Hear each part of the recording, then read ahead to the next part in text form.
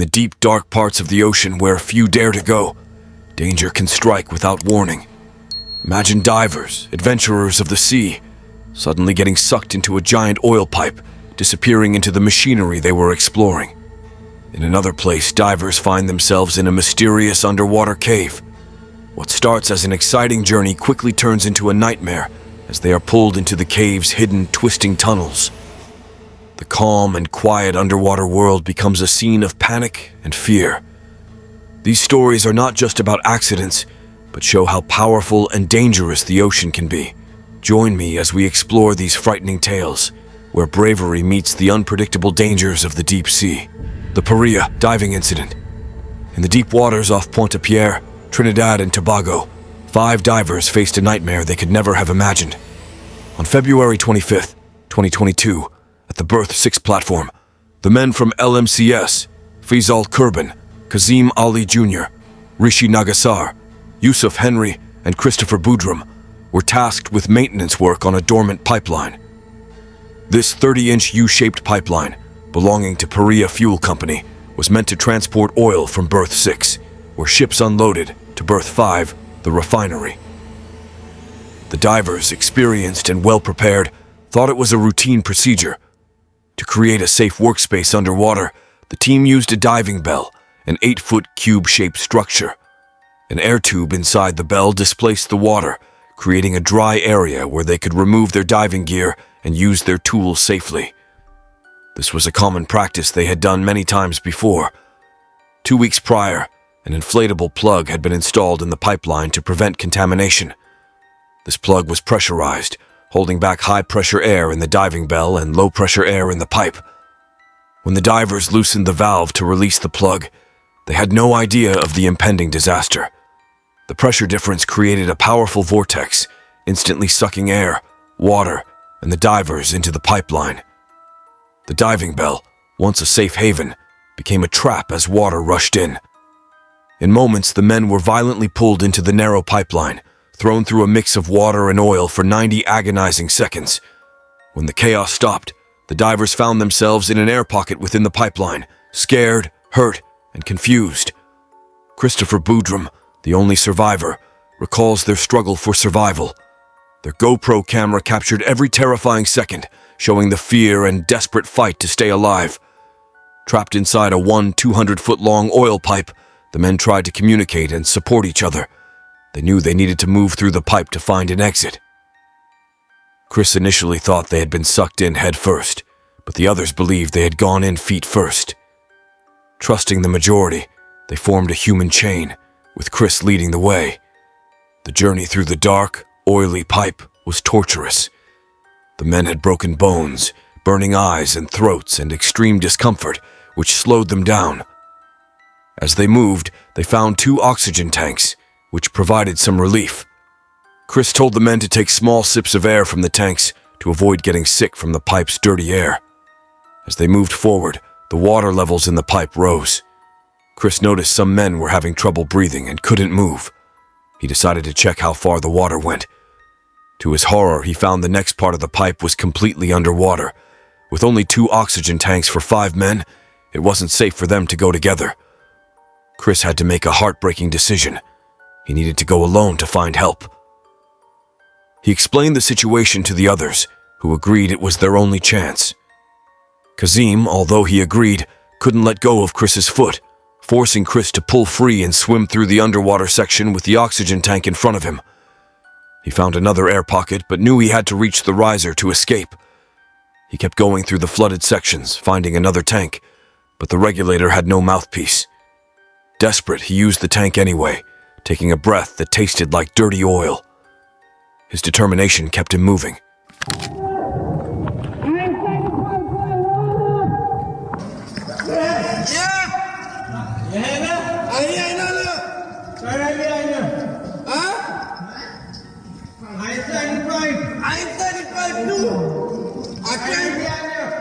I'm trying to come up.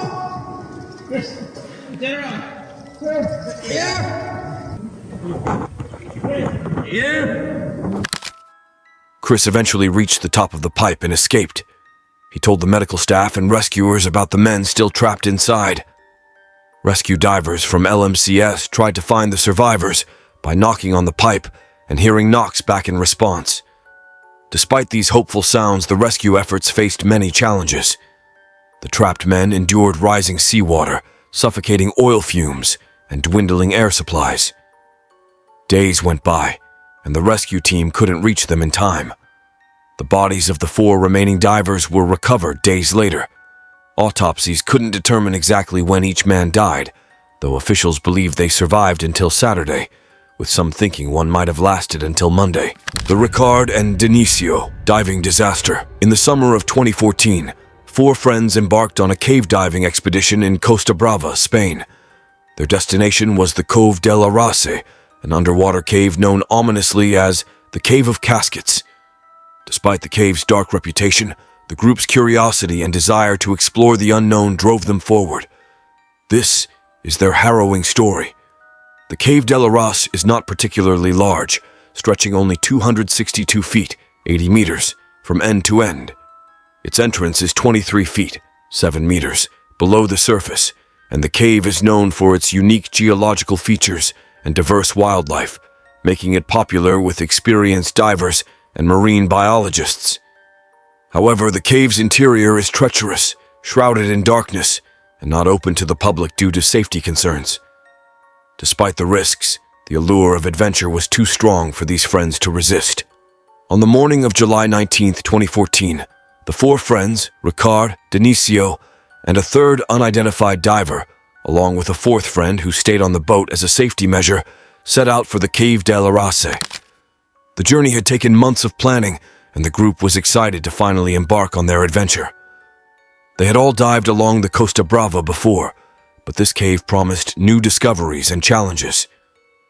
As they approached the cave's entrance, they were initially reassured by the sunlight filtering through the clear water. However, the interior of the cave was a forbidding abyss. The cave's walls were made of a soft clay material, and the floor was covered in fine silt, a dangerous combination for divers, as disturbing the silt could reduce visibility to 0. Typically, divers use a guideline to navigate such conditions, but the friends had forgotten to bring one. Faced with the dangerous conditions, the 3rd diver decided to turn back, warning Ricard and Dionisio of the risks. Despite the warning, Ricard and Dionisio, confident in their abilities, decided to continue without the guideline. They swam further into the cave, their flashlights barely penetrating the darkness. As they ventured deeper, the sense of danger grew, but they pressed on. After covering about 115 feet, 35 meters, with relative ease, they decided it was time to turn back. However, they soon realized that their fins had stirred up the silt on the cave floor, reducing visibility to nearly 0. Disoriented and unable to see their hands in front of their faces, they struggled to find their way back. The absence of a guideline meant they had no way of knowing which direction led to safety. As their air supply dwindled, panic set in. Dionisio noticed a faint ray of light above them, and driven by desperation, they swam towards it. The light led them to a narrow crack in the cave wall, just wide enough for them to squeeze through. They emerged into an air pocket in a parallel cave where they could breathe and rest. Meanwhile, the 4th friend, sensing something was wrong, had called for help.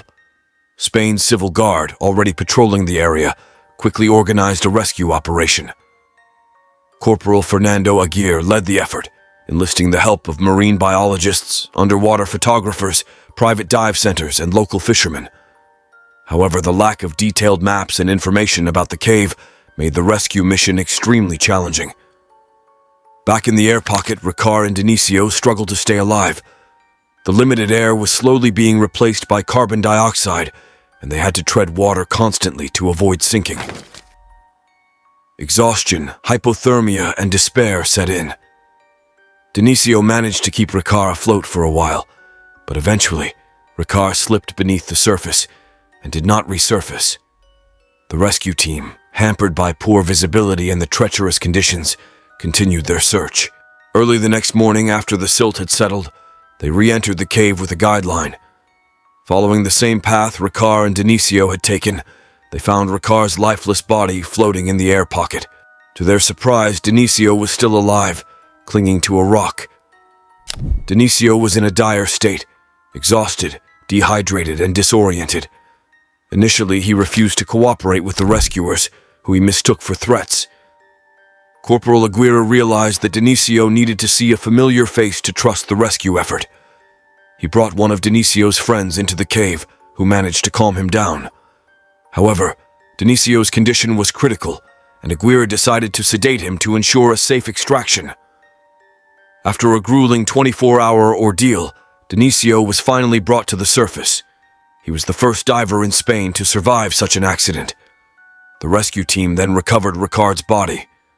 The incident prompted a thorough investigation led by Corporal Aguirre. The final report highlighted the group's lack of necessary training and experience for such a challenging dive. They had ignored basic safety precautions, such as installing a guideline, which could have guided them to safety through the silty water. Despite the tragedy, Denisio's survival was a remarkable feat. The story of adventure turned nightmare serves as a stark reminder of the dangers of cave diving. It underscores the importance of proper preparation, respect for nature's unpredictability, and the thin line between life and death in extreme environments. If you enjoyed this video, please like and subscribe for more fascinating stories. Your support helps us bring you more amazing content.